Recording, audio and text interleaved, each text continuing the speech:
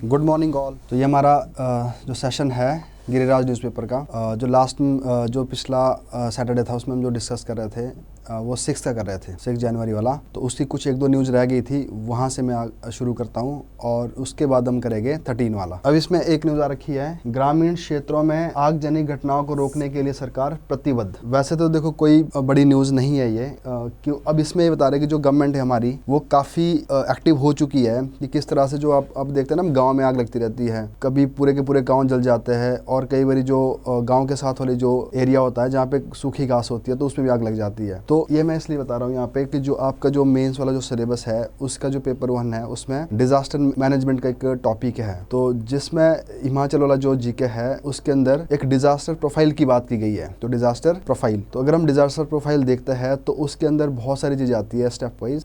जैसे हम बात करेंगे कि जो लैंडस्लाइडिंग है और रिवर वाला है ना, तो इस तरह से बड़े सारी चीज़ आती है। तो अगर इसको ब्रॉडली डिवाइड करें 2 पार्ट में तो आता है नेचुरल एंड मैन मेड। तो यहाँ पे अपने याद रखना है कि जो ये आग लगने के जो होते हैं यहाँ पे केस हिमाचल के अंदर, तो वो डिजास्टर का एक पार्ट है और जो ज़्यादातर कैटेगरी में आता है मैन मेड। वैसे तो नेचुरली भी लग जाती है कई बार आग, बट हिमाचल में ज़्यादातर क्या आता है, तो ये मैन मेड का मतलब होती तो अपने आप एक्टिविटी हो जाती है इस तरह की कि जिस तरह से आग लग जाएगी। बट इसमें क्या है कि अगर हम ऐसे देखा जाए तो बहुत सारे केसेस में किस में आएगी है कि आदमियों द्वारा जो ये काम किए जाते हैं उसकी वजह से ये आग लग जाती है। तो वहाँ पे एक अलग से बन जाता है डिजास्टर के लिए ये जो प्रोफाइल है इस तरह की, तो उसमें आप कर सकते हो उसको। नेक्स्ट है बेहतर समन्वय के साथ कार्य करें विभिन्न विभागों के अधिकारी। अब सीएम ने क्या किया है, यहाँ पे कोई स्पेशल मीटिंग बुलाई है और जो हिमाचल टूरिज्म जो बोर्ड है उसकी एक मीटिंग थी और उस मीटिंग की जो चेयरमैनशिप भी थी वो सीएम के पास थी और सीएम ने इस मीटिंग में अभी कुछ दिनों से क्या था पिछले कि ज़्यादातर बात इस पे टूरिज्म के ऊपर हुई है। तो अब टूरिज्म के लिए क्या है कि जो हमारे पास जो एक स्कीम है, स्कीम का नाम है नई राहें नहीं मंजिल है। नहीं राहें नहीं मंजिल है। तो प्रीलिम्स के लिए तो सिंपल क्वेश्चन ये बनता है कि जो नहीं राहें नहीं मंजिल है किसके लिए है ये स्कीम, तो ऑप्शन टूरिज्म हो सकता है। और अब हमारे हिमाचल में क्या है कि बहुत सारी जगह ऐसी है जो जिनको मैं अभी बोल सकता है कि वहाँ पे अनएक्सप्लोर्ड है, अभी तक वहाँ पे पोटेंशियल तो बहुत ज्यादा है बट वहाँ पे टूरिज्म नहीं पहुँच रहा है। तो अब इस तरह से देखो ना, जो पेपर 3 है आपका, तो वहाँ पे एक पूरी यूनिट है पेपर 3 के अंदर जो टूरिज्म के ऊपर ही है हिमाचल जीके की। तो उसमें क्या है कि टूरिज्म के क्या क्या स्कोप है, टूरिज्म के क्या क्या टाइप्स है और उसके अंदर एक बात की गई है इको टूरिज्म की। तो इको टूरिज्म की बात होती है उसके अंदर। तो अगर आप देखोगे अपना जो पेपर 3 है उसमें इको टूरिज्म और टूरिज्म के ऊपर एक पूरी यूनिट है। तो इसलिए जितनी भी इस तरह की कुछ न्यूज रहती है, जितनी भी इस तरह की कोई डेवलपमेंट रहती है, तो आपको इसको अच्छे से देखना चाहिए। तो नई राहें नई मंजिल किसके लिए काम करेगी, यहाँ पे ऐसे एरियाज जो अभी तक प्रॉपरली एक्सप्लोर नहीं हुए हैं, लोग वहाँ पे नहीं पहुंचे हैं। और एक चीज ये है कि जितने हमारे ऑलरेडी हमारे पास जो टूरिस्ट स्पॉट है, जैसे मनाली हो गया, कुल्लू, शिमला हो गया, तो वहाँ पे ज्यादातर क्राउड ज्यादा रहता है कि अब नई राहें नई मंजिल में एक और फायदा देगी जिसको क्या बोले हम, टूरिज्म डाइवर्सिफिकेशन। तो टूरिज्म को क्या करेगा, हम दूसरी जगह की तरह डाइवर्सिफाई करेंगे और जिससे ये बेनिफिट हो जाएगा अगर इन एरियाज के ऊपर ज्यादा प्रेशर बन रहा है तो उससे वो बच जाएगा। तो और दूसरा इसमें बात किसकी की गई है, जो इको टूरिज्म है। अगर हम इको टूरिज्म को जब अपना आप माइक बंद करें, अगर कुछ पूछना होगा तो ही ओपन करें, नहीं तो यहाँ थोड़ी डिस्टर्बेंस हो जाती है। तो अब देखा अगर इको टूरिज्म की अगर हम बात करें, होता क्या है इसमें, ये एक ऐसा क्वेश्चन है जो हर बार पूछा जाएगा मेंस के अंदर में। तो देखो अब इसके क्या है कि 2-3 स्टेक होल्डर्स होंगे इसमें। सबसे पहले तो होगा अपने आप में नेचर, जहाँ पे ये टूरिज्म एक्टिविटीज़ होनी है, और दूसरा होगा वहाँ के लोकल्स, जो वहाँ के लोकल लोग होगा, और तीसरा होगी वहाँ का एडमिनिस्ट्रेशन या वहाँ की गवर्नमेंट। तो इको टूरिज्म के अंदर क्या है, सबसे पहले तो जो टूरिज्म होगा वो नेचुरल होगा कि उसके साथ कोई छेड़छाड़ नहीं होगी। अब नेचुरल क्या हो सकता है, वहाँ की ज्योग्राफी को दिखा सकते हैं और वहाँ के इवन ऑर्चर्ड्स जो लगाते हैं लोग, सेब के बगीचे, वो हो सकते हैं, और जो हमारा कल्चर है वो सब इसके कंपोनेंट्स है। तो नेचर में चाहे नदियां हैं, पहाड़ है और फॉरेस्ट है और लोगों ने ऑर्चर्ड लगा रखे हैं और लोगों के जो घर है कल्चर, तो उसको प्रमोट करने की बात की जाती है। बट इसमें ये बताया जाता है कि जहाँ पे भी आप लेके जा रहे हो लोगों को, तो वहाँ पे जो नेचर का जो हार्म है वो कम से कम होना चाहिए, होना ही नहीं चाहिए, जीरो होना चाहिए उस पर। और उसमें क्या होगा कि जो सड़क होगी उसको भी आप कच्चा रखोगे, जो वहाँ पे कंस्ट्रक्शन होगी उस तरह की, जो अगर होटल वगैरह नहीं होगा वहाँ पे हट वाला सिस्टम हो जाएगा, तो एक टेम्परेरी बेस पर होना चाहिए जो नेचुरल फ्रेंडली हो। तो इस तरह से क्या हो गया, तो जो पहला जो स्टेक होल्डर है इसके अंदर जो नेचर है उसको यहाँ पे प्रॉपर रिस्पेक्ट दी जा रही है। अब दूसरा क्या होगा, वहाँ के लोकल पीपल। तो अब इसके साथ किसको जोड़ना है, लोकल लोगों को, और लोकल को क्या बेनिफिट होगा यहाँ पे, वो एक तो वहाँ के लोगों की आमदनी बढ़ेगी और उनकी इनकम किस तरह से बढ़ेगी कि वो लोग वहाँ पे टूरिज़्म का काम कर सकते हैं, गाइड बन सकते हैं और अपने घरों को क्या कर सकते हैं, होम स्टे भी दे सकते हैं साथ में। अब होम स्टे देगा तो क्या होगा, एक तो अपना कल्चर दिखा रहे हैं वहाँ पे, और जो तीसरी जो इम्पोर्टेंट इसमें होगा वो होगी यहाँ की एडमिनिस्ट्रेशन यार, गवर्नमेंट। अब जो एडमिनिस्ट्रेशन एंड गवर्नमेंट होगा उसका क्या बढ़ेगा, रेवेन्यू। तो जो नॉन टैक्स रेवेन्यू है वो भी यहाँ पे बढ़ने लग जाएगा और बाहर से टूरिज़्म अट्रैक्ट हो जाएगा, जो हमारा जो कल्चर है उनको दिखना स्टार्ट हो जाएगा। तो इस तरह से इको टूरिज़्म में नेचर, लोकल एंड वहाँ का एडमिनिस्ट्रेशन, तो तीनों जो स्टेक होल्डर है तीनों को बेनिफिट हो जाएगा, जो टूरिस्ट। और अब जो इसमें जो बाहर से आ रखा है वो कौन है, टूरिस्ट। तो टूरिस्ट को क्या हो जाएगा, उसको नेचर के साथ भी नेचर के साथ भी रहेगा, वो लोगों का कल्चर भी देखेगा और साथ में वो गवर्नमेंट को क्या, वहाँ के जो लोग हैं उनके लिए रोज़गार पैदा करेगा, गवर्नमेंट के लिए रेवेन्यू जनरेट करेगा। तो इस तरह से क्या है कि सबके लिए एक विन विन सिचुएशन है, सभी को बेनिफिट पहुँचेगा। तो हिमाचल प्रदेश के अंदर क्या है, बायोडाइवर्सिटी बहुत ज़्यादा है और जोग्राफिकल जो लैंडस्केप्स है वो भी हर तरह के हैं। यहाँ पे माउंटेन है, रिवर है ना, बहुत सारी चीज़ें यहाँ पे, कैंपिंग हो सकती है। तो इस तरह से इको टूरिज़्म के लिए क्या है, अभी प्रमोट होता जा रहा है। तो अब अगर आपको थोड़ा इसको और ज़्यादा डिटेल में पढ़ना होगा, जैसे हमारी बुक आती है HAS मेंस के लिए, तो उसमें इको टूरिज़्म का एक चैप्टर है पूरा, तो उस पर आप पढ़ सकते हो।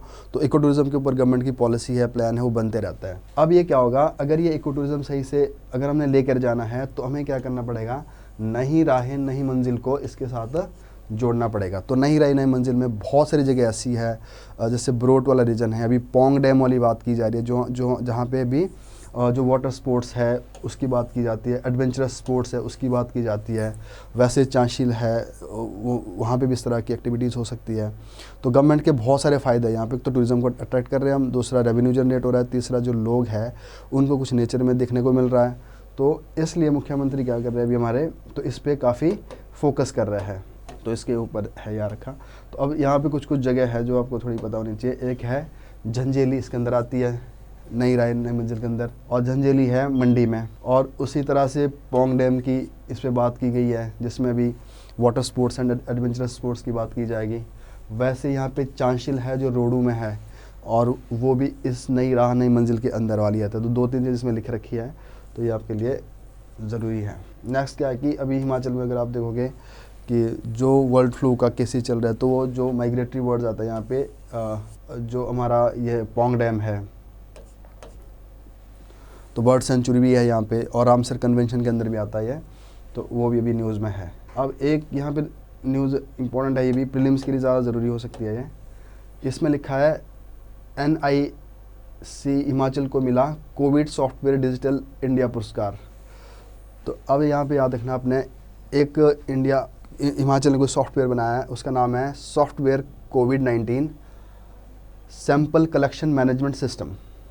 सॉफ्टवेयर है इसके लिए कोविड-19 सैंपल कलेक्शन मैनेजमेंट सिस्टम को इस साल पुरस्कार मिला है डिजिटल इंडिया पुरस्कार 2020, डिजिटल इंडिया पुरस्कार 2020। तो अब ये प्रीलिम्स के लिए क्वेश्चन बन सकता है कि किसको मिला है और ये क्या काम हुआ है। तो सॉफ्टवेयर है ये कोविड-19 स्पेशल कलेक्शन मैनेजमेंट सिस्टम, तो इसको मिला है। और जो ICMR है, इंडियन काउंसिल ऑफ मेडिकल जो रिसर्च है, उसके लिए बनाया गया था ये हिमाचल द्वारा। तो ये सीधा फैक्चुअल क्वेश्चन है जो आ सकता है न्यूज़ में। कौशल विकास निगम और पर्यटन विभाग के बीच में समझौता ज्ञापन हस्ताक्षर। अब दोनों चीज़ों को क्या करेगा, हम क्लब कर देंगे, टूरिज़्म को भी, और जो स्किल है हमारी, जो कौशल होता है, जो जैसे इंडियन लेवल पे देखोगे आप, स्किल इंडिया प्रोग्राम है, स्किल इंडिया प्रोग्राम। और वैसे हिमाचल में है ग्रामीण और अर्बन के लिए अलग अलग से स्किल प्रोग्राम है। तो उस स्किल से क्या करेंगे कि लोगों को इतना बेनिफिट दे देंगे इस तरह से कि ताकि वो लोग क्या करेंगे, अपने हैंडीक्राफ्ट्स बना के और उसको बेचना स्टार्ट कर दोगे। पर उसके लिए एक अट्रैक्शन इस तरह से हो जाएगी कि जहाँ पे टूरिज़्म वाला एरिया है वहाँ पे वो अपना उस सामान को बेचना स्टार्ट कर देंगे। तो एक क्लस्टर अप्रोच डेवलप हो जाएगी कि कई बार क्या होता है, इस पर दोनों चीज़ें काम करेगी, टूरिज़्म भी करेगा और जो कॉटेज इंडस्ट्री है, जो घरों से जो इंडस्ट्री काम करती है, वो भी उसमें काम करने स्टार्ट कर जाएगी। तो इसलिए हमारा जो एम्प्लॉयमेंट है वो बढ़ना स्टार्ट हो जाएगा। तो एम्प्लॉयमेंट के लिए और इंडस्ट्री पॉइंट ऑफ व्यू से ये ज़रूरी है। तो जो आपका पेपर 1 है उसमें इंडस्ट्रियल पॉलिसी HP की, तो वहाँ भी आप इसको कर सकते हैं बात। और जो पेपर 3 है वहाँ पे पूरी इंडस्ट्री के ऊपर बात की जाती है कि कौन सी इंडस्ट्री के स्कोप है हिमाचल में। तो अगर हम देखेंगे तो हिमाचल के अंदर जो कॉटेज इंडस्ट्री है, जो इंडस्ट्री घरों से चलती है, तो उन इंडस्ट्री में जो हैंडीक्राफ्ट वाला जो काम है उसकी ज़्यादा स्कोप है। अगर उस स्कोप को और उस इंडस्ट्री को उस लेवल तक लेके जाना है तो उसके लिए ज़रूरी है कि जो गवर्नमेंट के ये स्किल इंडिया प्रोग्राम है और ग्रामीण कौशल विकास योजना, हिमाचल सरकार की ग्रामीण कौशल विकास योजना, और जिस विकास योजना के अंदर मैंने पीछे ही बहुत बड़ी बात करी है कि उस कौशल विकास योजना के अंदर क्या होगा कि जो लोग इस कौशल को सिखा रहे हैं, जो स्किल को सिखा रहे हैं, हाथों से जो सामान बनने वाला, उनको भी सरकार क्या करेगी, उनको सब्सिडी देगी। अगर उनको कुछ अपने जो इंस्ट्रूमेंट खरीदने, उनको जो सामान उनमें यूज़ होना है, तो उसके लिए गवर्नमेंट सब्सिडाइज रेट पे दे रही है। और साथ में उनकी जो सैलरी बनती है वो भी दे रही है। और जो उसमें जो सीखने वाले जो स्टूडेंट्स होंगे, जो उसमें पार्टिसिपेट करेंगे, उनको गवर्नमेंट स्टाइफंड देगी, तो वो भी उनका एक अर्निंग का सोर्स भी हो जाएगा और साथ में उनकी स्किल भी डेवलप हो जाएगी। और इस स्किल को अल्टीमेटली कहाँ पे यूज़ करेगा, अगर मेंस के पॉइंट ऑफ व्यू से देखें तो जो हमारी कॉटेज इंडस्ट्री है उसको बढ़ावा मिलेगा इस चीज़ से। तो इंडस्ट्री के जो टाइप्स है उसमें कॉटेज इंडस्ट्री, उसको इसके बढ़ावा मिलेगा और साथ ही साथ लोगों को एम्प्लॉयमेंट जनरेशन हो जाएगी यहाँ पे। और अगर एम्प्लॉयड जो लोग हैं इंडस्ट्री को, कॉटेज इंडस्ट्री पे काम करेंगे, उस अपने जो बना हुआ जो प्रोडक्ट है उनका, उसको किसी टूरिज़्म वाला जो एरिया है वहाँ पे उसको बेचना स्टार्ट कर देंगे। जैसे शिमला में बेचेंगे, कसौली में बेचेंगे, है ना। तो इस तरह से जो एरिया है वहाँ पे एक बेचना स्टार्ट करेंगे, तो आपस में इनकी एक सिनर्जी स्टार्ट हो जाएगी, जिसमें सब कोई, टूरिज़्म को भी, कॉटेज इंडस्ट्री को भी और एम्प्लॉयमेंट को भी, तीनों को साइमल्टेनियसली क्या होगा, यहाँ पे एक बल मिलेगा। तो इस तरह से है। तो अब एक बात यहाँ पर और क्या बताया गया कि कौशल विकास के लिए जो होटल प्रबंधक जो कुफरी वाला है, वहाँ पे लोगों को सिखाया जाए किसके लिए, टूरिज़्म के लिए, जो होटल मैनेजमेंट वगैरह है। अब एक और है यहाँ पे अटल बिहारी वाजपेयी पर्वतारोहण एवं संबंध खेल संस्थान। तो यह Atal Bihari Vajpayee institute for mountaineering allied sports, Atal Bihari Vajpayee institute for mountaineering and allied sports. ये क्वेश्चन में पूछा जाता है कि कहाँ पे है ये जगह। हिंदी में इसको बोलते हैं अटल बिहारी वाजपेयी पर्वतारोहण एवं संबद्ध खेल संस्थान। ये है मनाली में। और इंग्लिश में क्या है, Atal Bihari Vajpayee institute for mountaineering and allied sports. तो ये मनाली में है, या प्रीलिम्स के लिए याद रखना। तो इसमें भी क्या होगा, इन लोगों को यहाँ पे ट्रेनिंग दी जाएगी। तो एक कुफरी में जो इंस्टीट्यूट है जो होटल मैनेजमेंट के लिए गवर्नमेंट का है, और उसी तरह से जो मनाली वाला इंस्टीट्यूट है, तो इन दोनों में क्या होगा, इनको सिखाया जाएगा। बट याद रखना जो ये अटल बिहारी वाला जो है, इसका जो नाम है बेसिकली ये 2008 में चेंज किया था ये। तो पहले इसके नाम क्या किया, अटल बिहारी नहीं था। तो ऐसे भी प्रीलिम्स क्वेश्चन बनता है कि कब ये इसका नाम चेंज हुआ था। और जो ये बना था ये बहुत पुराना है, 1961 में बना था ये, तो तब से ये काम कर रहा है। तो अगर हिमाचल के पास ये दो संस्थाएं हैं तो उनको यूज़ किया जा सकता है। और इस तरह से, तो इस तरह से क्या हो गया, कौशल और स्किल और जो हमारी टूरिज़्म है, इनको इकट्ठा करके यूज़ किया जा सकता है। तो ये जो दो न्यूज़ थी जो हमारी रह गई थी पिछले न्यूज़पेपर में। तो नेक्स्ट न्यूज़पेपर है 13 वाला। और देखिए इसमें है विधायकों, नागरिकों और आगंतुकों के लिए मोबाइल ऐप का शुभारंभ। विधायक, MLA, नागरिक, सिटीजन, आगंतुक होते हैं जो CM से या मंत्रियों से मिलने के लिए आते हैं।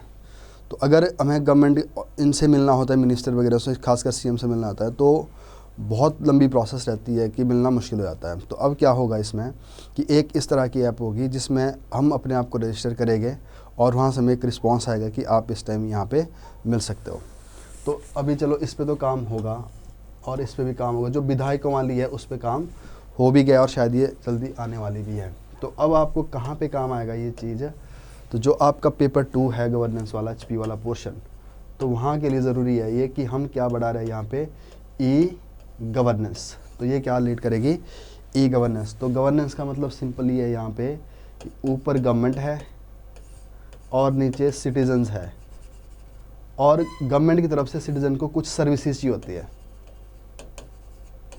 जो गवर्नमेंट है हमारे पास क्या है, वो सर्विस हमें देगी गवर्नमेंट, किसको, सिटीजन को। तो अच्छी सरकार कौन सी होगी, जो हमें अच्छी सर्विसेज डिलीवरी प्रोवाइड करे।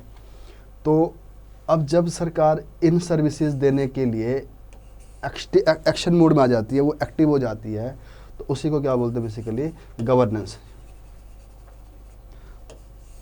मतलब समझ लीजिए कि जो गवर्नमेंट है वो एक्शन में आ गई है, और एक्शन में कब दिखती है वो, जब वो हमें क्या देना स्टार्ट करती है, सर्विसेज। तो इसी तरह से आपके सिलेबस में लिखा है effective delivery of public services, वो एक पार्ट है आपके सिलेबस का, effective delivery of public services, कि हमें सर्विसेज की अच्छे से अच्छी सर्विस मिलनी चाहिए, चाहे वो हेल्थ वाली है, चाहे एजुकेशन वाली है, चाहे वो पुलिस की सर्विस है, चाहे वो जिस तरह की बैंकिंग की सर्विसेज है, तो सारी सर्विसेज है ये हमें अच्छे से मिलनी चाहिए। तो अब अगर सर्विसेज अच्छे से मिल रही है तो इसका मतलब क्या हो गया हमारे पास, गुड गवर्नेंस।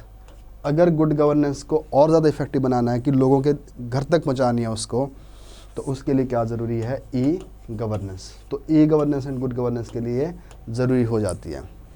और एक चीज़ और है कि अगर बीच में कोई चैनल नहीं है, आपकी सीधी बात है ऑनलाइन के द्वारा, तो वहाँ पे क्या हो जाएगा, हमारे पास क्या आएगी, ट्रांसपेरेंसी आ जाएगी।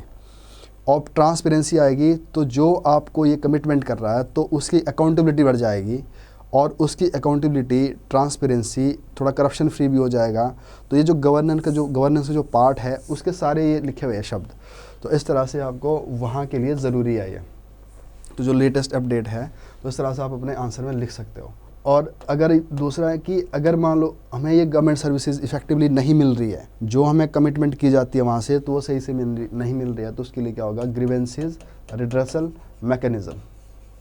तो अगर ग्रीवेंस रिड्रेसल मैकेनिज़्म अच्छा है तो क्या सरकार हो गई, that is responsible and accountable. तो ग्रीवेंसेस रिड्रेसल मैकेनिज़्म क्या लेट करता है, रिस्पॉन्सिबिलिटी एंड अकाउंटेबिलिटी। तो उसके लिए भी गवर्नमेंट के पास बहुत सारी चीज़ें हिमाचल में, जैसे राइट टू इंफॉर्मेशन एक्ट है, जनमंच है, और सीएम जो संकल्प लाइन है, 111 वाली जो लाइन है, संकल्प लाइन है, वो है। तो इस तरह से ये हमारी किस में आएगी, अकाउंटेबिलिटी में। तो गवर्नमेंट की तरफ से सिटीजन को जो सर्विसेज मिल जाती है वो अच्छी होनी चाहिए, और लोगों को शिकायत करने का मौका मिलना चाहिए, तो जाके सिटीजन को एक अच्छी सरकार मिल जाती है। बट इन सब को आज की डेट से जो इकट्ठे कर रहा है, जो क्लब कर रहा है, दैट इज़ ई गवर्नेंस। तो अब ये क्या बोल रहा है आर्टिकल, मुख्यमंत्री जयराम ठाकुर ने अपने जन्मदिवस के अवसर पर क्या स्टार्ट किया है, विधायक ई मित्र सेवा मोबाइल ऐप शिखर की ओर हिमाचल। तो अब ये याद रखना, जो मेंस देगा उनके लिए सीधा लिखने वाला है, क्योंकि आपको याद आनी चाहिए चीज़ें। तो वो प्रीलिम्स तो आपको सब्जेक्ट में होती है चीज़, अगर पूछा तो आपको दिख जाएगी यहाँ पे। बट मेंस में क्या है, अगर आपने इस तरह से अपनी जो एक पॉइंट है आपने उसको जस्टिफाई करना है, कि आपने लिखना है कि जो जनता का जो गवर्नमेंट का जो रूल है वो जनता के द्वार पर है। तो जनता के द्वार पर कैसे हो जाएगा वो, जब आपके पास कोई टर्म लिखने को आएगी तो आप क्या बोलोगे कि उसमें आंसर लिखते लिखते आपके पास इतना टाइम नहीं होता कि आप सोचने लग जाओ वहाँ पे, तो आंसर लिखते लिखते आप क्या बोलोगे कि रिसेंटली हमारे जो सीएम था उन्होंने क्या लॉन्च करी है, विधायक ई मित्र सेवा मोबाइल ऐप। विधायक ई मित्र सेवा मोबाइल ऐप, जिससे जो स्थानीय लोग हैं वहाँ के, वो डायरेक्ट कॉन्टैक्ट कर सकते हैं और जान सकते हैं कि हमारे यहाँ पे क्या चल रहा है। और जो हमारा जो एमएलए होगा वो भी जान पाएगा कि जो डेवलपमेंट प्रोजेक्ट्स थे वो कितने इफ़ेक्टिवली काम कर रहे हैं। तो इस तरह से तो अल्टीमेटली क्या है कि जो ये मेरा करवाने का मकसद है, कुछ कुछ तो इसमें प्रीलिम्स के टॉपिक निकले, और कुछ कुछ मैं कोशिश करूँगा कि आप इसको यूज़ करना सीख जाए। तो कहाँ पे आपको इनको यूज़ करना है, तो ऐसा नहीं है कि एक पूरा टॉपिक होगा जो आपको कहीं भी लिख लोगे आप उसको, क्योंकि मेंस में इस तरह की चीज़ें नहीं होती। मेंस में आपके पास कुछ इस तरह के बुलेट पॉइंट कीवर्ड जिसको बोलता हूँ वो होने चाहिए। तो उनकी आपके पास अगर है भी है तो भी कोई बड़ी डील नहीं है। और असल में कब उसका हमें लगेगा पता कि इसका बेनिफिट हुआ है, जब उसको आप यूज़ करोगे, इफेक्टिवली उसको यूज़ करोगे। तो यहाँ पे जो ये शब्दों की जो बात मैं बताता रहता हूँ, तो इसको आप नोट भी करते रहे, इन जो मैं कीवर्ड बताता हूँ इनको भी नोट करते रहे, और साथ में ये नोट करते रहे कि ये पे कहाँ पे आपको काम आने वाली है चीज़। तो उसके लिए बेस्ट तरीका यह है कि आपको सबसे पहले खुद को, अपने आप को, आपको जो सिलेबस है वो पता होना चाहिए। तो ज़्यादा बेनिफिट होगा आपको इस तरह से। प्रदेश की राजस्व प्राप्तियों में 25% की बढ़ोतरी, इसको भी छोड़ देगा। अब एक बहुत अच्छा कंसेप्ट है इसमें जो न्यूज़ आ रखी है, यह है स्वच्छता की और सिरमौर हिमाचल। अब जैसे ज़्यादा ये न्यूज़ तो बनी है हिमाचल सिरमौर के ऊपर, पर है ये पूरे हिमाचल के लिए। अब इसमें क्या स्थापित करने की बात करी गई है, इसमें बनेंगे स्वच्छता कैफ़े, स्वच्छता कैफ़े इसमें बनेंगे। जैसे कैफ़े हाउस होते हैं, कॉफ़ी हाउस होते हैं, वैसे कैफ़े बनेंगे इसमें जो किस पे काम करेंगे, स्वच्छता के ऊपर। तो अभी जो बात की जा रही है वो करी जा रही है सिरमौर में। तो अब इसमें क्या बताया गया है कि स्वच्छता का सिरमौर हिमाचल। तो हिमाचल में मतलब ऐसा सिरमौर वाला वो नहीं है, वो जो स्टेट है कि स्वच्छता का जो सिरमौर होता है कि मतलब एक मॉडल समझ लीजिए उस तरह से। तो वहाँ पे किस तरह से जा रहा है। अब इसमें क्या होगा, जो ये कैफ़े हो गए, इसमें जो भी जो गार्बेज को इकट्ठा करने वाले जो लोग होंगे, उनको इस कैफ़े में क्या होगा, प्लास्टिक वगैरह होगा, वो 75 रुपीज़ पर केजी ख़रीदा जाएगा उनसे। तो एक तो उन लोगों की एम्पावरमेंट हो गई, और दूसरा जो वहाँ पे गार्बेज है वो भी लोग इसमें एक्टिव हो जाएंगे। चलो कोई ढूंढने वाला हो जाएगा, कोई ख़रीदने वाला हो जाएगा, राइट। तो इस तरह से क्या होगा, जो वहाँ पे गंदगी पड़ी है वो इस बहाने से साफ़ हो जाएगी। तो ये जो कंसेप्ट है ये किसकी तरफ लेके जा रहा है, जो स्वच्छ भारत वाला मिशन है।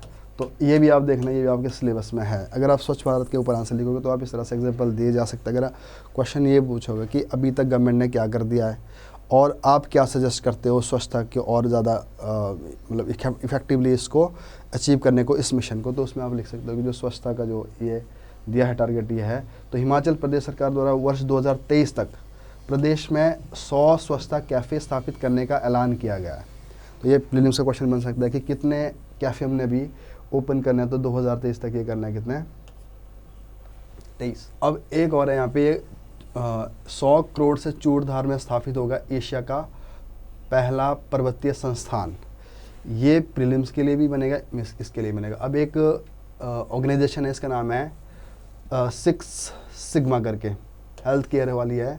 तो 6 सिग्मा हेल्थ केयर क्या करती है कि इंडिया पे जो ऐसे एरियाज़ हैं जहाँ जो दूर दराज इलाके हैं, बट लोग उन इलाकों में जाना पसंद करते हैं, चाहे मणिमहेश है, चाहे केदारनाथ हो गया, बद्रीनाथ हो गया। तो यहाँ पे जहाँ यात्रा जो लोग करते हैं, तो उन लोगों को जाना तो है वहाँ पे, अपनी जो उनकी रिलीजियस जो बिलीफ है उनको जाना है, बट वहाँ पे क्या होता है, उनको हेल्थ की प्रॉब्लम आ जाती है। तो ये जो मिक्स 6 सिग्मा हेल्थ केयर है, तो इन लोगों के लिए काम करती है उन ऑर्गेनाइजेशन में जाके। और बाकी इनकी जैसे जनरल मैगजीन भी आती रहती है, तो उनके साथ अब इन्होंने क्या कर दिया, टाई अप कर दिया है कि अब जो चूड़धार में भी अगर इस तरह के जो प्रॉब्लम आती है लोगों को, या और इस तरह के जो संस्थान है उसको ओपन करने की बात कर रहे हैं, तो ये क्या बनेगा, एशिया का प्रथम पर्वतीय संस्थान स्थापित करने के लिए। तो एशिया का पहला पर्वतीय संस्थान होगा ये, जो स्पेशली इन एरियाज़ में, जैसे मनाली में तो करता है स्पोर्ट्स के लिए काम, जो अटल बिहारी वाजपेयी वाला माउंटेनिंग वाला जो है वो तो सिर्फ स्पोर्ट्स एक्टिविटीज़ के लिए काम करेगा, पर है वो हिली एरिया के लिए।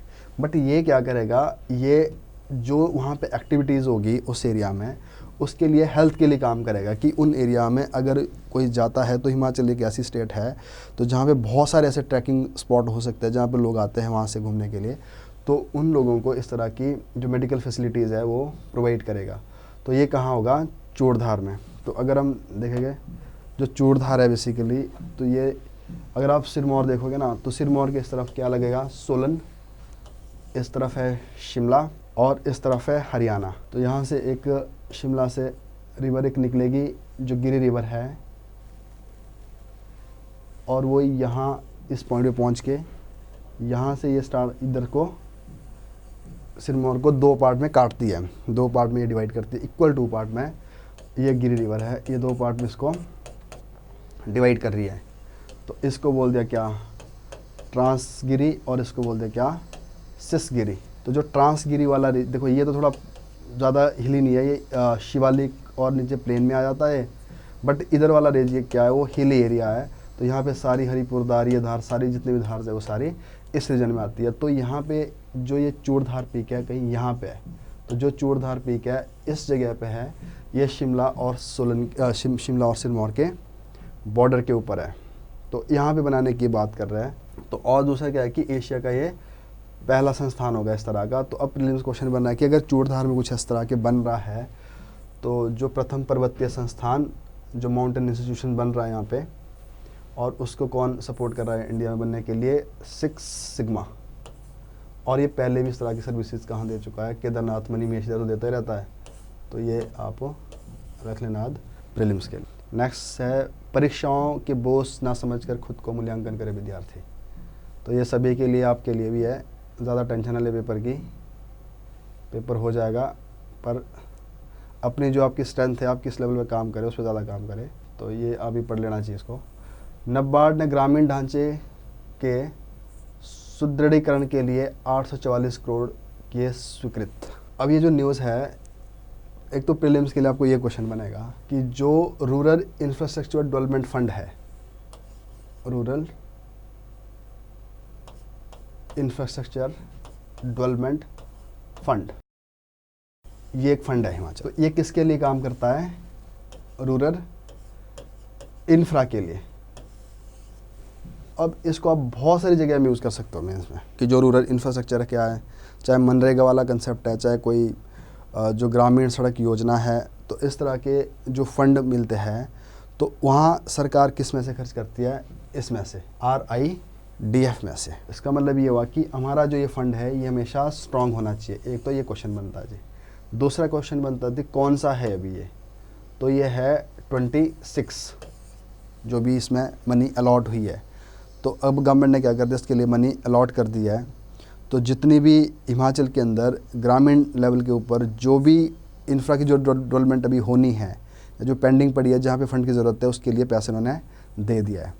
तो हमें ज़्यादा फिगर याद रखने की ज़रूरत नहीं कि कितना पैसा दिया है, पर आप कितना पता होना चाहिए कि कौन सा भी 26 है कि ये। और इससे भी जो इम्पोर्टेंट क्वेश्चन है कि ये हिमाचल में किसके अंदर आता है, कि कौन एजेंसी ऐसी है जो इसको रन करती है।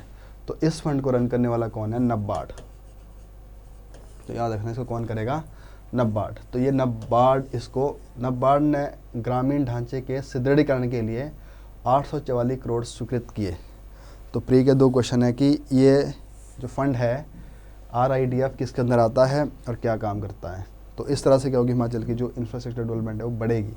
तो ग्रामीण सड़कों का काम करेगा, यहाँ पे पुलों का काम करेगा, यहाँ पे लघु सिंचाई, स्मॉल जो होती है इरीगेशन, और ग्रामीण पेयजल जो ड्रिंकिंग वाटर है उसकी बात करेगा।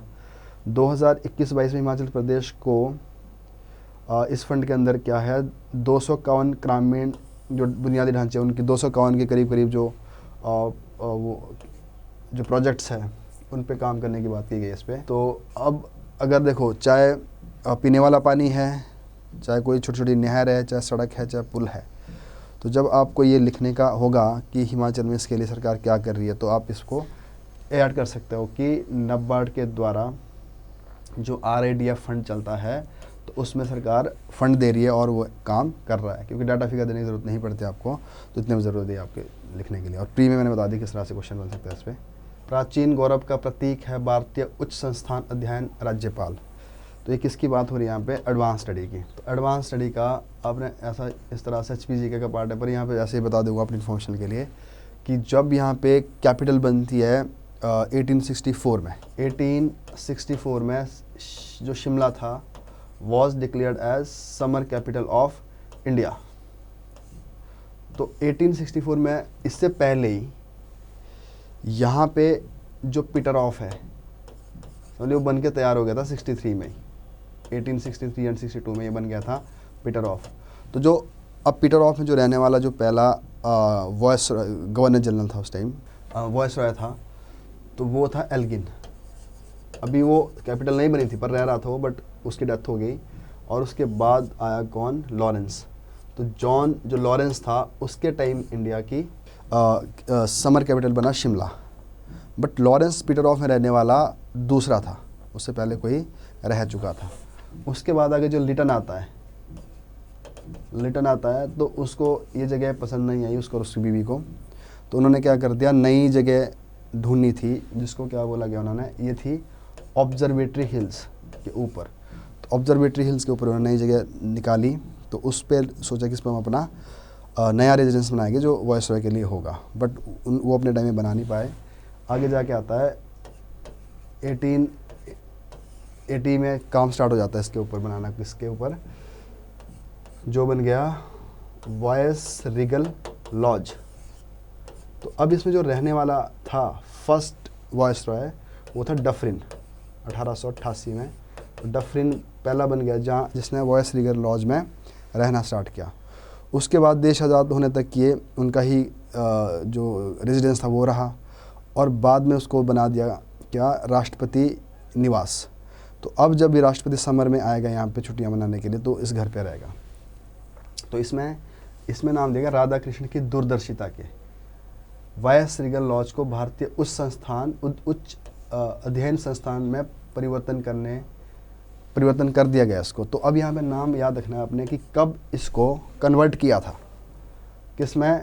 अब ये राष्ट्रपति, देखो पहले ये वॉयस रीगल लॉज रहा, उसके बाद राष्ट्रपति निवास रहा, और राष्ट्रपति निवास 1960 तक रहा। ये 1960 तक ये राष्ट्रपति निवास रहा, और 96 में क्या कर दिया, इसको बना दिया क्या, इसको दे दिया एडवांस स्टडी के लिए। एडवांस स्टडी समझ लीजिए जो PhD से ऊपर होती है। तो उसके लिए किसने दिया इसको, डॉक्टर राधा कृष्णन। तो राधा कृष्णन का कंट्रीब्यूशन रहा है इसको राष्ट्रपति जो निवास था उससे बनाने में किसके लिए, एडवांस स्टडी के लिए। तो भी इसकी बहुत ज़्यादा इंपॉर्टेंट है, टूरिज़्म पॉइंट ऑफ व्यू से भी है, और नेशनल लेवल पर, इंटरनेशनल लेवल पर यहाँ पे जो लोग आते हैं वो अपनी एडवांस स्टडी यहाँ से कंप्लीट करते हैं। इसकी जो मैंने क्रोनोलॉजी बताई है तो वो आपको पता होनी चाहिए। नेक्स्ट है, इसको छोड़ सकते हैं वैसे, जो हिमुडा है, जो हमारी जो शहरों में जो डेवलपमेंट होती है, जो सिटीज़ में जो घर बनते हैं सरकारी, सरकार बना के देती है फ्लैट्स वगैरह, वो हिमुडा करती है। तो चाहे जिधर मर्जी हो सब में ही हिमुडा करती है। अब जहाँ आपको ऐसी न्यूज़ आती है, डिजिटल ऋण प्रदान करने वाले ऐप से रहे सावधान। अब देखो इसको आप ध्यान से पढ़ लिया करो कभी, क्योंकि ये क्या है कि आपको जो सिलेबस है HPG वाला, उसमें साइबर क्राइम एक टॉपिक है। तो डिजिटल ऋण प्रदान करने वाली ऐप जब कभी आती है ना, हमारे पास ऐप आती है तो उसमें बताता है कि ये है कि आपको ये लोन मिलेगा, आप ये अपनी इन्फॉर्मेशन दीजिए। तो उससे क्या होगा, स्कैम हो जाएगा। तो वो किस में हो जाएगा, साइबर क्राइम। तो जहाँ भी आपको लगता है ना साइबर क्राइम के ऊपर कुछ चीज़ें आ रखी है न्यूज़पेपर, तो उनको पढ़ लो। उसके लिए या हो सकता है कोई सरकार ने कोई स्पेशल टास्क फोर्स बनाई होगी, पुलिस की फोर्स बनाई होगी, कोई टेक्निकल डिपार्टमेंट की अच्छी फोर्स बनाई होगी, कोई इस तरह की वेबसाइट बनाई होगी, इस तरह के ट्रेनिंग प्रोग्राम चला रखे होंगे। तो जब आप उस साइबर क्राइम के ऊपर आंसर लिखोगे तो वहाँ के लिए आसानी हो जाएगी। तो क्वेश्चन देखो जनरली क्या यही बनेगा ना, साइबर क्राइम है क्या है, और why Himachal Pradesh is vulnerable to cyber crime, क्यों उसके लिए साइबर क्राइम के लिए ज़्यादा टारगेट हो जाता है यहाँ के जो लोग हैं। और अगला क्वेश्चन जो और ज़्यादा बढ़िया बनेगा वो क्या बनेगा कि what steps has been taken by government, Himachal government और या central government to prevent this crime. तो अब इस तरह की जो न्यूज़ होती है, देखो लगती तो देखने में ऐसी लगती है डिजिटल ऋण प्रदान करने वाली ऐप से रहे सावधान, बट आपको जब आप अपना आंसर लिखोगे मेंस में तो वहाँ के लिए बहुत है। तो NBFC के नाम पते, तो ये कोई ज़्यादा बात नहीं बताई गई है, पर मैं इसको इसलिए बता रहा हूँ कि यहाँ पे जब भी कभी दोबारा ऐसी न्यूज़ आएगी तो आप इसको सही से पढ़ें। पर आज तो इसमें कुछ लिखा नहीं खास, अगली बारी हो सकता है तो उसमें से आप ऐसे पॉइंट जो है नोट करें। अब ये तो वैसे इंडिया की न्यूज़ है, तो ये तो आप जब आप इसका हिमाचल से इतना लिंक नहीं है, पर है अभी हिमाचल पंचायत राज इलेक्शन में, तो ये पंचायत राज के ऊपर लिखा हुआ है। तो इससे कुछ पॉइंट्स है वो मैं बता दूंगा, पर इसमें ज़्यादा डिटेल में नहीं जाऊँगा बिकॉज ये पॉलिटी का पार्ट है। तो हमारा मकसद यहाँ पॉलिटी करना नहीं है, मैं सिर्फ ज़्यादा फोकस HPG के पे करूँगा। तो अब इसमें क्या है, को गांधी जी की फ़िलासफ़ी के ऊपर है पंचायती राज विकेंद्रीकरण। विकेंद्री मतलब क्या है, डिसेंट्रलाइजेशन। तो पंचायती राज किस तरफ ले जाता है मैं, डिसेंट्रलाइजेशन। तो ये भी आपके सिलेबस में है। इससे क्या बढ़ेगी, भागीदारी, मतलब हमारा पार्टिसिपेशन, लोगों का पार्टिसिपेशन बढ़ाता है पंचायत। तो जो यहाँ पे कीवर्ड्स है वो सिर्फ बता रहा हूँ। और इसमें स्थानीय स्वशासन जनक, जिसमें इंडिया में जो लोकल गवर्नमेंट है उसका जो फादर माना जाता है वो है लॉर्ड रिपन। और 1882 में जो एक्ट आया था लॉर्ड रिपन का, उसको इसलिए उसको फादर माना जाता है। और 1919 का जो एक्ट था उसमें भी पंचायती राज की बात की थी। अगर हम हिस्ट्री देखें इसकी तो सबसे पहले किस में आएगी, 1882 का जो लॉर्ड रिपन का जो एक्ट था उसमें पंचायती राज था। और उसके बाद 1919 का जो एक्ट था, गवर्नमेंट ऑफ इंडिया एक्ट था, उसके अंदर भी क्या था, पंचायती राज था। और इसी तरह से जब सरकार ने हमारे क्या था, जो कम्युनिटी डेवलपमेंट जो प्रोग्राम चलाया कि कम्युनिटी डेवलपमेंट प्रोग्राम के अंदर क्या है कि लोगों को जो भी पब्लिक डिस्ट्रीब्यूशन सिस्टम वगैरह चलाया तो देखा कि सही से काम नहीं कर रहा था। तो अगर काम नहीं कर रहा था तो इसके लिए कोई इसको रन करने के लिए कोई उसी लेवल पे जहाँ पे ग्राउंड लेवल पर जो लोगों को मिल रहा है खाना, अनाज जो मिल रहा है, तो वो उसमें जो करप्शन है, लीकेज है, उसको रोकने का तरीका ये था कि उसी लेवल पर कोई गवर्नमेंट होनी चाहिए थी। तो यहाँ पे जो बलवंत राय मेहता कमेटी थी, जो बलवंत राय मेहता कमेटी थी, वो बिठाई इसीलिए थी, इसका पंचायत राज से कोई इतना ज़्यादा बड़ा लिंक नहीं था। तो इसको इसलिए बिठाया था कि जो ये डेवलपमेंट प्रोग्राम सरकार ने चला रखा है 51-52 में, उस प्रोग्राम की जो हमें जो निकलनी चाहिए रिजल्ट, आउटपुट मिलने चाहिए, वो नहीं मिल रहा है। तो इसको अब कैसे सुधारा जाए। तो बलवंत राय मेहता कमेटी ने ये बताया कि आप इसको ठीक कर सकते हैं, क्योंकि हमारे डायरेक्टिव प्रिंसिपल में ऑलरेडी लिखा हुआ है पंचायती राज सिस्टम, तो आप उसको इम्प्लीमेंट कर दीजिए। तो इसलिए पहली बारी बलवंत राय मेहता कमेटी ने जब वो पब्लिक जो डेवलपमेंट प्रोग्राम था उसको स्टडी करा था, तो उसने रिकमेंड किया था कि इस तरह का सिस्टम होना चाहिए। तो इसने क्या सजेस्ट किया, त्रिस्तरीय, मतलब जो 3 टायर पे इन्होंने बात की थी, 3 लेवल पे होगी। तो कौन कौन से लेवल पर होगी, ग्राम सभा, मध्यवर्ती कौन सी हो गई, समिति, ग्राम समिति, और तीसरा कौन सी हो गई, ज़िला स्तर पर, तो जिला परिषद। तो आजकल आप इलेक्शन देख रहे होगे हिमाचल पे, ग्राम पंचायत के लेवल पर प्रधानी की इलेक्शन होता है, उसके बाद समिति लेवल पर बीडीसी के होता है, और जिला परिषद पर ज़िला के होता है। तो इसकी रिकमेंडेशन के ऊपर, बलवंत राय की कमेटी के ऊपर, जो पहली पंचायती राज बनती है 1959 में राजस्थान में नगौर ज़िले में, राजस्थान के नगौर ज़िले में पहली पंचायती राज स्टार्ट हो जाती है इस रिकमेंडेशन के ऊपर। और उसके बाद 92 में, 93 में क्या हुआ, 70 जो 3rd अमेंडमेंट एक्ट था, फिर इसको संविधान में डाल दिया, संवैधानिक स्टेटस दिया गया इसको। एक सिंघवी कमेटी थी, एलएम सिंघवी कमेटी थी, तो एलएम सिंघवी ने बोला कि ये बहुत बढ़िया चीज़ है, इसको क्या कर दो आप, इसको कॉन्स्टिट्यूशनल स्टेटस दे दीजिए। तो 73rd अमेंडमेंट के आधार पर क्या हो गया, इसको संवैधानिक दर्जा मिला। और इसको जो इम्प्लीमेंट किया गया, फोर्स में लाया गया 24 अप्रैल 1993, 24 अप्रैल 1993 को इसको इम्प्लीमेंट किया गया। और उस दिन को हम क्या सेलिब्रेट करते हैं, राष्ट्रीय पंचायती राज दिवस। तो पंचायती राज डे को सेलिब्रेट करते हैं 24 अप्रैल को, तो जिस दिन ये लागू हुआ था, राइट। तो अब बाकी जो इसकी जो चीज़ें हैं ये आप पढ़ लेना। तो इसके जो बेसिक जो फैक्ट्स है, जो कभी आपको होने चाहिए, जो इसमें आ रखे, इसलिए मैंने यहाँ पे डिस्कस कर लिए। अब हिमाचल की जो और अच्छी न्यूज़ ये है, क्योंकि जैसे मैंने बताया कि हमारी स्टेट ज़्यादातर किसके लिए जानी जाती है, टूरिज़्म के लिए। तो हमारे पास जितने पोटेंशियल है टूरिज़्म को, उनको हमें मैक्सिमम लेवल पर हार्नेस करना चाहिए। तो पौंग क्षेत्र हिमाचल जल क्रीड़ा, तो जल क्रीड़ा का मतलब क्या हो गया, जो हमारे वाटर स्पोर्ट्स है, तो वाटर स्पोर्ट्स के लिए पौंग डैम की आजकल बहुत ज़्यादा बात हो रही है। वाटर स्पोर्ट्स, एडवेंचरस टूरिज़्म, तो इस तरह के जो क्वेश्चंस होते हैं ना, जैसे जब मेरा एक बार इंटरव्यू था, तो उस टाइम में से ये क्वेश्चन पूछा था कि what do you understand by adventurous tourism, और इसको बताइए कि हिमाचल में क्या क्या स्कोप है इस तरह के, है ना। तो ऐसे क्वेश्चन मेंस में आते हैं, प्री में आते हैं, इंटरव्यू में आते हैं।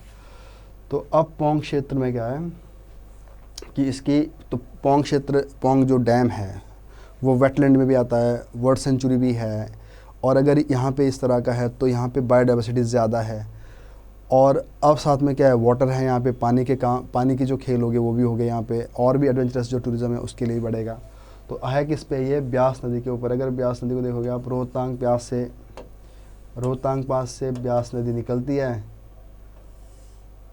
कुल्लू, उसके बाद मंडी में जाके एंटर हो जाएगी, ये एक जो लारजी वाला एरिया है उसमें आ जाएगी मंडी में, और मंडी से आगे एक जगह है संदौल,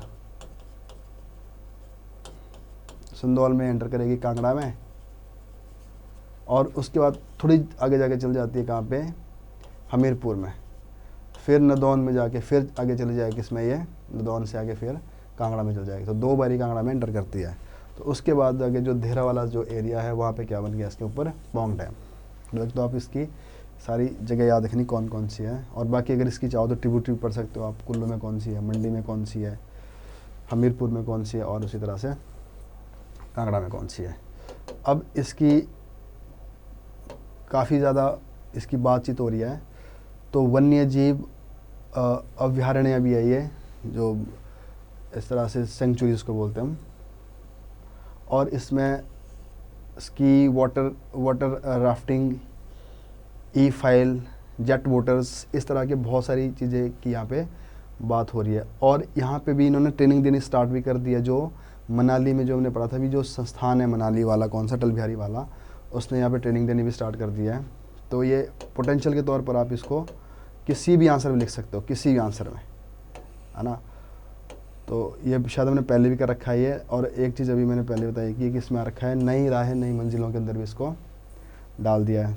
तो इसके इर्द गिर्द के जो इसका जो नेबरिंग, इसकी वजह से क्या होगा, इसका जो नेबरिंग एरिया है वो उसकी भी बढ़ जाएगी वैल्यू। तो इसमें सरकार क्या बोल रही है, ई रिक्शा लेके आएंगे वहाँ पे, साइकिलिंग लाएंगे।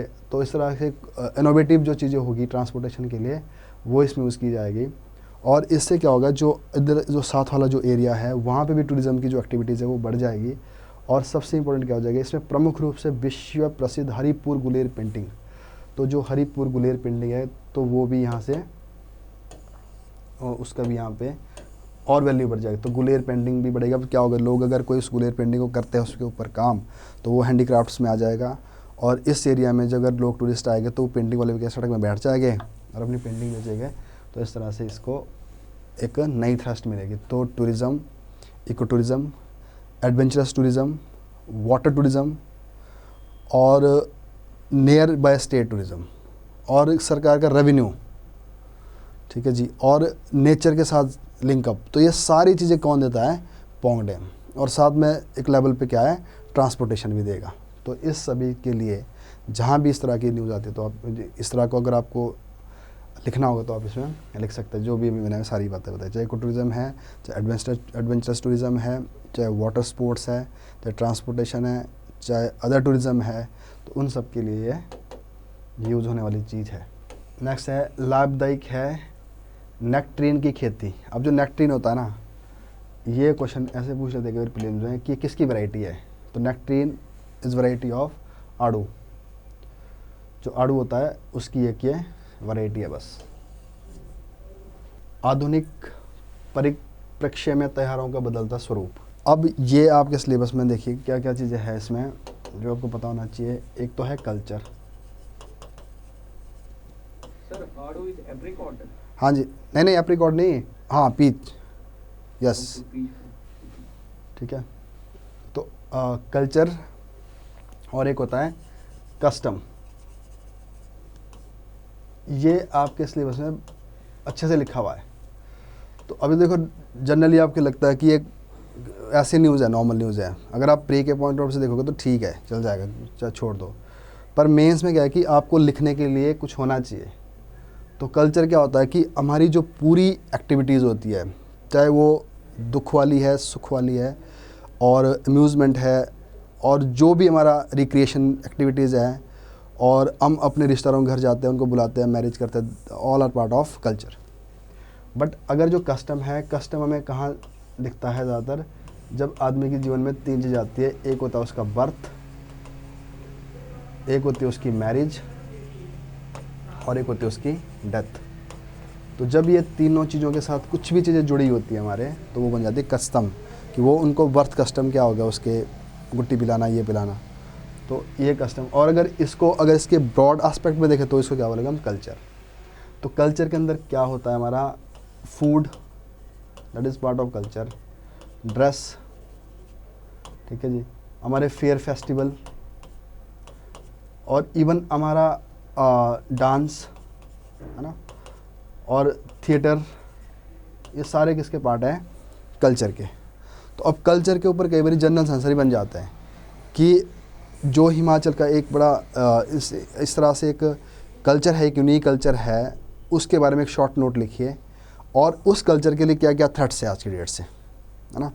तो ये होता है जनरल क्वेश्चन। देखो मेंस में जो क्वेश्चन आते हैं ना, 2 तरह के आते हैं। कोई तो आते हैं जो किसी स्कीम के ऊपर या किसी प्रॉपर फीचर्स के ऊपर बेस्ड होता है, तो वो तो ठीक है, तो वो तो आप कहीं बुक से लिख सकते हो इस तरह के। पर कुछ क्वेश्चन बड़े जनरल से होते हैं जिनमें आपकी एक अंडरस्टैंडिंग होना ज़रूरी है, और उस अपनी बात को बताने के लिए आपके पास कुछ कीवर्ड्स का पता होना चाहिए, और कुछ लोकल नॉलेज भी पता होना चाहिए। तो लिखोगे आप, जैसे मैंने अभी बताया, बड़ी जनरल सी बात है कि हमारा जो कल्चर है बड़ा अच्छा कल्चर है, बट आज की डेट से हम देखते हैं कि जो कल्चर है वो कहीं ना कहीं हमसे दूर होता जा रहा है। तो उसके लिए क्या क्या चैलेंजेस है।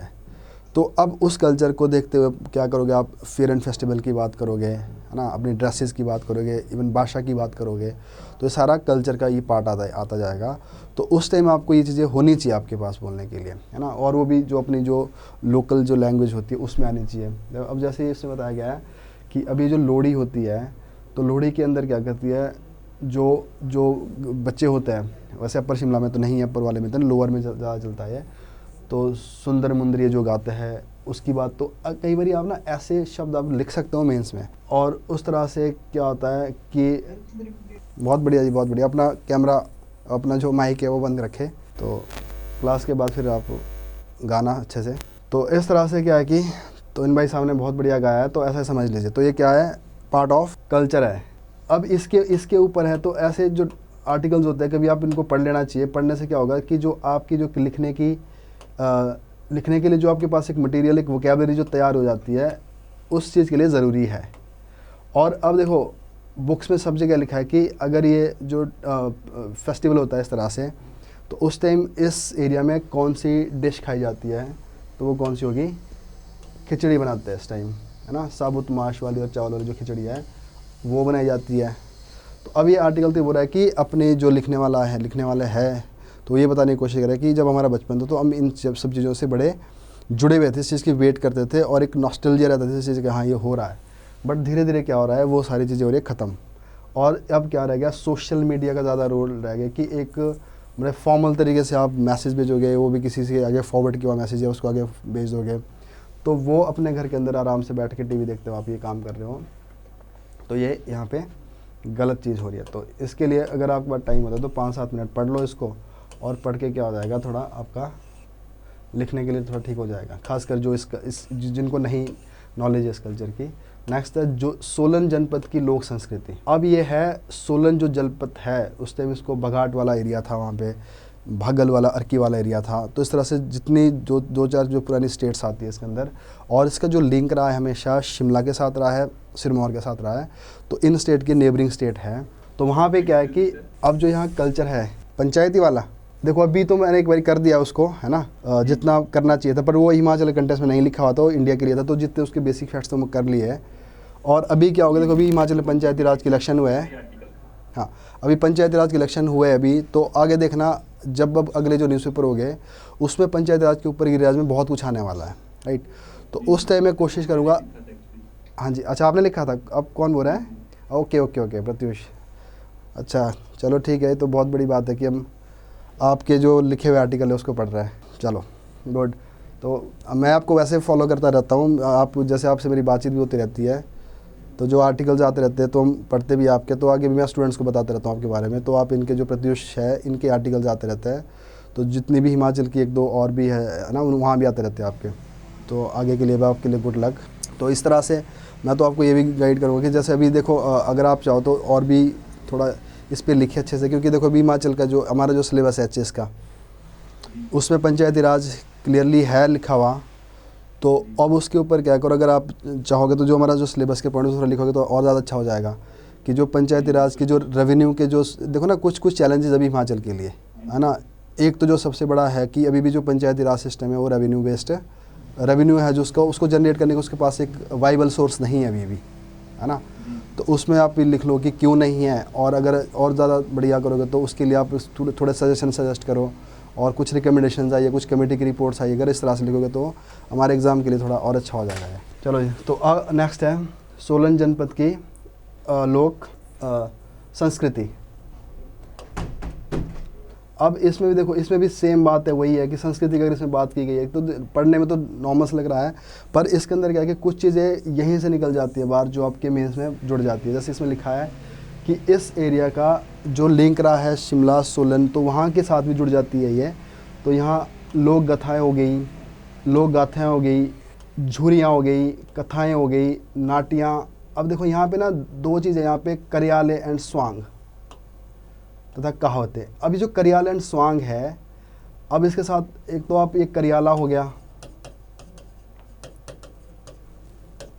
और एक ये स्वांग हो गया, और इसी तरह से एक और है बांथना करके है, और एक सिरमौर साइड में बुढ़ा करके है।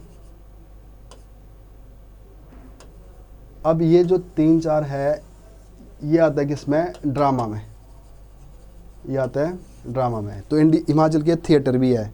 तो इसके ऊपर भी एक बार क्वेश्चन पूछा गया है कि जो हिमाचल के जो थिएटर है, जो ड्रामा है, वो कौन कौन से है, या उनके ऊपर 4 नंबर का लिखना था। तो अगर आपको ये 3-4 पता है तो आप अभी, हमारा थोड़ा टाइम कम होगा, आगे जब डिटेल में होगा तो हम कभी डिटेल में करेंगे इनको, तो आप अभी खुद भी कोशिश कर सकते हो इनको पढ़ने की। तो जो करियाला हो गया, स्वांग हो गया, बांथरा हो गया और ये बुढ़ा हो गया, तो ये सारे किसके पार्ट है, ड्रामा के हैं। पर अब जो हिमाचल का जो ड्रामा है उसकी कुछ फीचर्स है। तो सबसे पहले तो फीचर इस तरह के है कि इन ड्रामा का अगर कॉमन लेवल पे देखा जाए तो सबसे पहले क्या करता है, ये किसी स्क्रिप्ट बेस्ड नहीं होता। ये तो कोई स्क्रिप्ट नहीं तैयार करते कि जो इसके जो कैरेक्टर होते हैं वो वहीं पे जाके अपना कोई कॉमन मुद्दा उठा के विदाउट स्क्रिप्ट ये स्टार्ट हो जाता है। और दूसरा इसका है कि इसको कोई डायरेक्टर करने वाला भी नहीं होता। तो ये जो आर्टिस्ट होता है इनकी अपनी इस तरह की कला होती है, राइट। और जो उसके अगली जो बात है, इसमें क्या होता है कि जो वो लोग क्या करेंगे कि जो भी कोई मुद्दा होगा उस सोसाइटी का, उसको भी ये रिप्रेजेंट करता है, उसको दिखाने की कोशिश करता है। और आगे जाके क्या है कि इसके अंदर जो एक होता है भाव, जिसको हम इमोशंस बोलते हैं, तो उसमें ये भी पुट हो जाते हैं। तो कई बारी हास्य भाव हो जाता है, कई बारी वीर वाला हो जाता है, लड़ने वाला होता है ना। तो इस तरह के क्या है कि ये जो इनके एक्सप्रेशंस होते हैं वो भी ये बताने की कोशिश करते हैं इसके अंदर।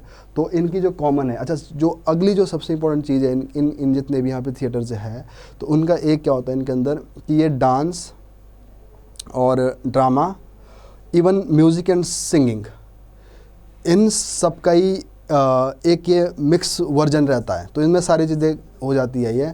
तो अगर फीचर्स आते हैं तो ये फीचर्स हो गए, और अगर कई स्पेसिफिकली आ गया तो करियाला कहाँ पे है, स्वांग कहाँ पे है और ये बांथरा कहाँ पे ही है, तो ये कहाँ पे आपको काम आएगा इस तरह से। देखो यहाँ पे तो सिर्फ ये बताया गया है कि इस आर्टिकल के अंदर कि इस जो सोलन की जो जनपद है वहाँ पे ये चीज़ें हुआ करती थी पहले ही, बट अब धीरे धीरे क्या आ रही है, ये भी यहाँ पे कम होते जा रही है। बट हमारा जो पढ़ने का, देखो पढ़ तो हम आर्टिकल रहे, पर अगर अपने सिलेबस के साथ रिलेट करेंगे तो हमारा जो पढ़ने का जो पर्सपेक्टिव है वो भी चेंज हो जाता है। तो आपको इस पर्सपेक्टिव से पढ़ना है कि अगर मुझे ये क्वेश्चन बनता है इस तरह का कि इसके ऊपर एक नोट लिखिए और हिमाचल ड्रामे के कुछ फीचर्स लिखिए, तो उस पर क्या लिखोगे आप और कैसे इसको आगे प्रमोट करोगे। तो इस तरह से ये आप हाँ जी सर, ये करियाला और स्वांग मतलब क्या फॉर्म है इनकी, ये डांस है, सॉन्ग है ना, मतलब मैंने बताया ना असल में तो ड्रामा है, पर साथ साथ क्या है कि इसमें एक इस तरह का ड्रामा होता है जिसमें लोग डांस भी करते हैं, साथ में गाते भी है और अपने इमोशन भी होता है। जैसे नाट्य नृत्य होता है ना अलग अलग से, एक में क्या होता है कि आप मूवमेंट है बॉडी की, एक में क्या आप अपने इमोशन डाल देते हैं, भाव डाल देते हैं इसके अंदर और कुछ मैसेज पहुंचाने की कोशिश करोगे, तो वो ड्रामा की कैटेगरी में आ जाता है। तो इस तरह से ये मिक्स ही है वैसे, ठीक है। तो अब इस तरह के जो कल्चर का पार्ट है कि इसमें कुछ टर्म और भी है जो आपको काम आएगी, जो एक कस्टम की बन जाएगी। सूतक, सूतक एंड पातक होता है ना, तो जब किसी के घर में डेथ होती है तो उसमें कोई लोग खाना नहीं खाएगा, और जब बच्चा पैदा होता है तो तब भी उस घर को पॉल्यूटेड माना जाता है। जो लड़की होती है, जो औरत होती है, उसको घर से बाहर भी रखा जाता है। तो उस पूरी टर्म के लिए हम सूतक बोलते हैं। जब कोई डेथ हो गई तो पातक बोल दिया उस पर। तो जहाँ डेथ एंड बर्थ होता है तो कुछ दिनों के लिए उस घर को इस तरह से माना जाता है कि यहाँ पे अब पॉल्यूटेड हो गया इस घर को। जब तक उसकी शुद्धि नहीं होगी तब तक वहाँ पे लोग, जो पंडित लोग हैं, तो नहीं जाते। तो अब इसमें जो लोग, जो पेरेंट्स होते हैं, जो माँ बाप जिनके घर में बच्चा पैदा होगा, वो ना मीट खाएंगे और ना ही कोई शिकार करेंगे, ना ही कोई बकरे की बलि देंगे, इन चीज़ों से दूर रहता है। तो ये पार्ट बन जाता है आपका कस्टम का। तो मेरा इस आर्टिकल को बताने का मकसद आपको ये था कि ताकि आपको जो पढ़ने का जो तरीका है वो थोड़ा चेंज हो जाए, कि आप इस तरह से इन चीज़ों को देखते रहें। तो सोसाइटी का भी बताते हैं और हमारे कल्चर के साथ भी जोड़ देते हैं इस चीज़ को। नेक्स्ट है जलवायु परिवर्तन से निपटने के लिए भारत के सार्थक प्रयास। तो वैसे तो मैं इस आर्टिकल को डिस्कस करना चाहता था आपके साथ, बट अभी शायद टाइम थोड़ा हमारा हो जाएगा, पर फिर भी थोड़ा बहुत कर लेता हूँ क्योंकि ये हिमाचल के कंटेक्स्ट में नहीं है, पर ये इंडिया के लिए। तो अब यहाँ पे अभी समझिए एक पेरिस एग्रीमेंट हुआ है, पेरिस एग्रीमेंट। तो पेरिस एग्रीमेंट किस लाइन पे हुआ है? United nation framework convention on climate change. इस UNFCCC की 21वीं मीटिंग हुई है पेरिस में। तो जिसमें ये बताया गया कि जो डेवलपिंग कंट्री है, सभी को अपने अपने लेवल पे जो ग्रीन हाउस गैसेज है उसको कम करना है। तो उसके लिए एक टर्म है यहाँ पे INDC, intended nationally determined contribution, intended nationally determined contribution, कि हर एक कंट्री अपने लेवल पर डिटरमिन होके क्या क्या कंट्रीब्यूट कर रही है। तो अगर हम काम करेंगे अपने लिए और उसका बेनिफिट पहुंचेगा पूरे इस ग्लोब को। तो इस पेरिस एग्रीमेंट का एक सबसे बड़ा जो फीचर है that is intended nationally determined contribution, कि हर एक कंट्री को कुछ ना कुछ करना पड़ेगा और उसका एक टारगेट रखा है कि आगे जाके क्या करना है, उसको नेट ज़ीरो तक लेके जाना है, कि एक दिन ऐसा हो जाए कि हम कुछ भी ग्रीन हाउस गैसेस का एमिशन ना कर रहे। तो इसके लिए जो इंडिया है, तो इंडिया ने कौन कौन से ऐसे कदम उठाए हैं जो पेरिस एग्रीमेंट में हम अपना कंट्रीब्यूशन दे रहा है। तो पेरिस एग्रीमेंट के कौन से पार्ट में अपना कंट्रीब्यूशन दे रहे हैं हम INDC में। तो इस पेरिस समझौते के ऊपर तो 2030 तक, देखो कुछ पॉइंट्स ऐसे जो आपको पता होने चाहिए, 2030 तक क्या करेगा हम 30 to 35% जो ग्रीन हाउस गैसेस का जो एमिशन है वो कम कर देंगे। तो हमने एक बेस मानना है कि आई थिंक 90 का बेस होगा, तो वहाँ से लेकर हम 2030 तक वैसे इसमें 33 आएगा पर इसमें 30 लिखा हुआ है, 30 से 35% क्या करेगा हम इसको कम करेंगे। और अगला टारगेट हमने ये रखा हुआ है कि जो हमारी टोटल एनर्जी है उस एनर्जी का करीब 40% क्या होना चाहिए, रिन्यूएबल एनर्जी होनी चाहिए। तो ये भी प्रीलिम्स के क्वेश्चन बनता है, यही बनता है। और नेक्स्ट है कि 2022 तक इंडिया को क्या करना है कि जो हमारी जो रिन्यूएबल एनर्जी है उसको 1075 गीगावाट करना था, 175 गीगावाट अचीव करनी है 2022 तक। बट अब क्या कर दिया PM मोदी ने, इस लक्ष्य को और बढ़ा दिया है, इसकी जो क्वांटिटी भी बढ़ा दी है और उसका टाइम भी बढ़ा दिया है। तो अब कितनी है इसकी, 550 गीगावाट पर। अब तक कब तक अचीव करना है, 2030 तक। और उसके बाद क्या करना है कि कुछ बहुत सारी खेती को हमने 2.6 करोड़ हेक्टेयर बंजर ज़मीन को दोबारा खेती के लायक बनाना है। और इसके साथ साथ और भी चीज़ें आ जाती है इसके जो INDC के अंदर आती है कि इंडिया क्या क्या कंट्रीब्यूट करे। जैसे अपना कार्बन सिंक बढ़ा रहा है, कार्बन सिंक का मतलब है कि हम ज़्यादा फॉरेस्ट लगाएंगे और उस फॉरेस्ट से क्या होगा कि जो CO2 है उसको एब्जॉर्ब कर लेगा इस तरह से। तो ये हिमाचल कंटेक्स्ट नहीं, पूरे इंडिया के में है। तो इस पर भी मैंने इसके ऊपर और भी बहुत कुछ हो सकता है, तो थोड़ा टाइम की कमी से मैं इसको शॉर्टकट मार गया। हाँ जी, हाँ जी, हाँ जी, क्या बोल रहे, हाँ इसको भी लिख सकते हो ना आप, इसमें इसको भी बोल सकते हो आप। हाँ, तो इंडिया का ये भी है कि इंडिया ने क्या कर दिया, इसी चीज़ को ध्यान में रखते हुए सोलर अलायंस भी बनाया था जो फ्रांस के साथ है, जो 121 कंट्री है। ये भी आएगा इसके अंदर। और भी क्या हो सकता है, हमारी इलेक्ट्रिक कार स्टार्ट हो गई है, वो भी INDC के लिए बोल सकते हैं हम इसको।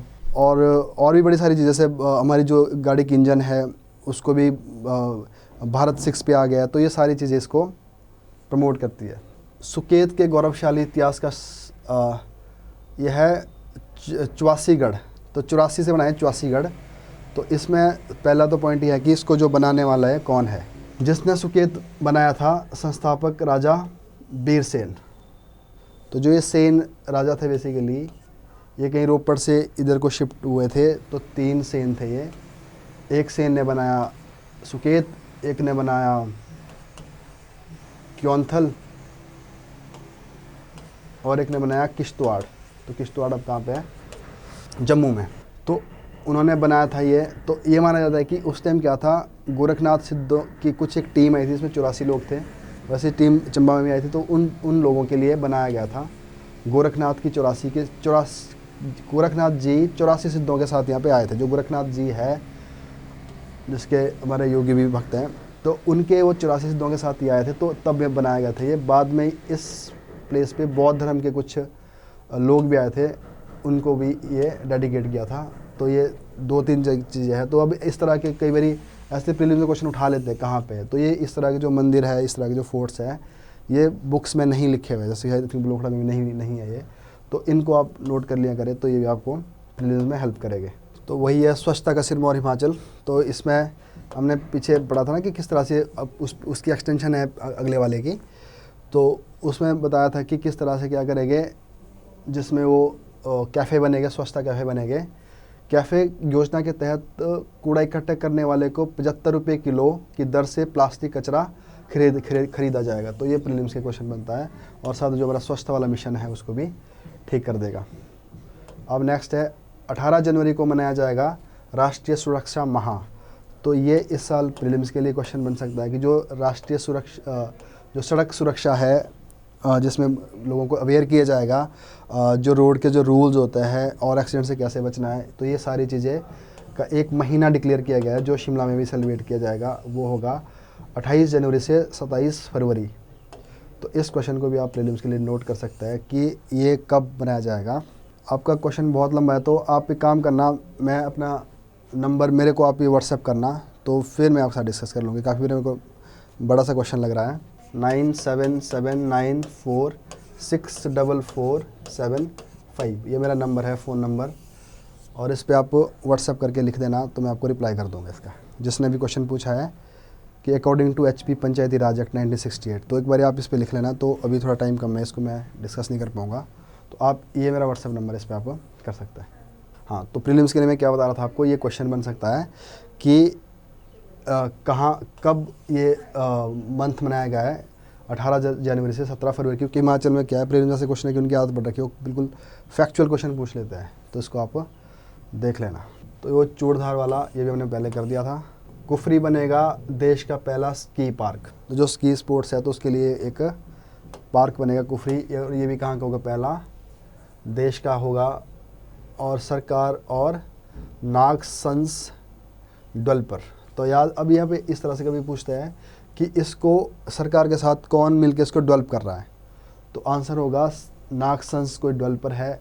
अगर आप थोड़ा नेट में सर्च मारना कौन है क्या है, तो ये स्की पार्क करेगा यहाँ पे तैयार। और कुफरी क्षेत्र में 12 महीने पर्यटन और साहसिक खेलों को बढ़ावा देने के अलावा पर्यटकों की संख्या, स्की पार्क होगा, पैलेटियल मॉल होगा, 5 सितारा होटल होगा, अम्यूज़मेंट पार्क होगा, तो इस तरह से शॉपिंग मॉल होगा, फूड कोर्ट होगा, सारा मिलेगा यहाँ पे। तो 2021 में से काम करना स्टार्ट कर दोगे तो इंडोर एक्टिविटीज़ होगी इस पर। तो ये भी प्रीलिम्स के लिए बन सकता है क्वेश्चन इस तरह से। तो इसमें इतना ही था, तो नेक्स्ट सैटरडे को फिर से करेंगे, तो जो अगला न्यूज़पेपर होगा, तो अभी जितनी भी हिमाचल में इस तरह की जो डेवलपमेंट होती रहेगी उनको करते रहेंगे। बस शायद अब आज जितना मैंने करवाएगा आप समझ गए हो ना कि आपको पढ़ने का तरीका कैसा होना चाहिए, कि आपको सारी चीज़ थोड़ी सिलेबस के साथ रिलेट करनी है और उसमें से कोशिश करनी है कि कीवर्ड्स को बाहर निकालना है, और इस तरह से आप पढ़े। और बाकी जो भी होगा मैं आपके साथ, ये जितने भी न्यूज़पेपर हो गए गिरिराज वाला, तो हम एक वीक थोड़ा पीछे चलते रहेंगे, क्योंकि क्या बार होता है कई बारी कि इनका थोड़ा लेट आता है। तो अगर मेरे जब नहीं आएगा तो मैं शायद उस टाइम हम क्लास नहीं करेंगे। तो अभी जैसे मैंने 13 का किया है, तो अपने पास अभी 20 का पड़ा होगा, ठीक है। तो इस तरह से एक न्यूज़पेपर हम पीछे चलते रहेंगे ताकि वो होता रहे। तो चलो जी, मैं यहीं पे अपनी क्लास एंड कर रहा हूँ। आप लोगों का धन्यवाद, थैंक यू।